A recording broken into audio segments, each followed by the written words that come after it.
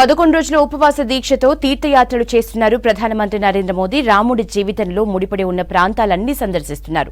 తమిళనాడులోని కోదండరామ ఆలయంలో ప్రత్యేక పూజలు చేశారు. ఆ తర్వాత రామసేతు ప్రారంభమయ్యే ప్రాంతాల్లో ప్రత్యేక పూజలు చేశారు. రేపు అయోధ్య రాముడి ప్రాణప్రతిష్ఠ వేడుకల్లో పాల్గొననున్నారు ప్రధాని.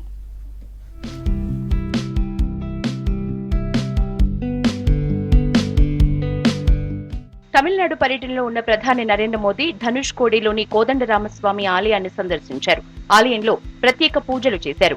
మోదీకి ఆలయ అర్చకులు ఘన స్వాగతం పలికారు. ప్రజల నమ్మకం ప్రకారం ఈ ప్రాంతంలో రావణుని సోదరుడు విభీషణుడు మొదట రాముణ్ణి కలుసుకుని ఆశ్రయం పొందాడని, ఇతిహాసాలు, పురాణ గ్రంథాల ప్రకారం రాముడు విభీషణుణ్ణి పట్టాభిషేకం నిర్వహించిన ప్రదేశం కూడా ఇదేనని చెప్తూ ఉంటారు. అయోధ్య ప్రాణప్రతిష్ఠ సందర్భంగా 11 రోజుల ఉపవాసం పాటిస్తున్న మోదీ వరుస తీర్థయాత్రలు చేస్తున్నారు. రాముడి జీవితంతో ముడిపడి ఉన్న ప్రదేశాలన్నీ సందర్శిస్తున్నారు.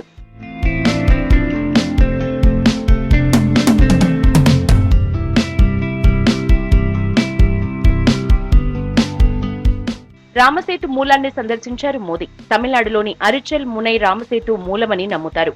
లంకలో ఉన్న సీతమ్మను తీసుకొచ్చేందుకు వానర సైన్యంతో కలిసి శ్రీరాముడు రామసేతును నిర్మించారని ప్రజలు విశ్వసిస్తారు.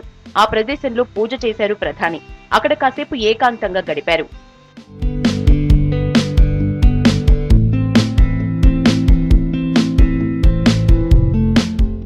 ఆరోగ్య రంగంలో గుజరాత్ అద్భుతమైన ప్రగతి సాధించిందన్నారు ప్రధాని నరేంద్ర మోదీ. దేశంలోనే అతిపెద్ద మెడికల్ హబ్ గా మారిందని చెప్పారు. దేశ అభివృద్ధి కోసం ప్రజలు ఆరోగ్యంగా ఉండాలని ఆయుష్మాన్ యోజనను ప్రారంభించామని, ఈ పథకం 6 కోట్ల మందికి పైగా ప్రజలకు ఉపయోగపడిందన్నారు మోదీ. केंद्र सरकार ने गांवों के स्तर पर 1.5 लाख से ज्यादा आयुष्मान आरोग्य मंदिर बनवाए हैं।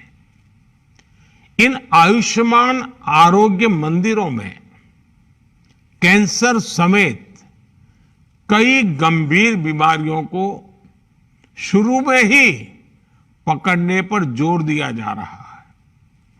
जब कैंसर का पहले पता चल जाता है तो उसके इलाज में डॉक्टरों को भी बहुत मदद मिलती है.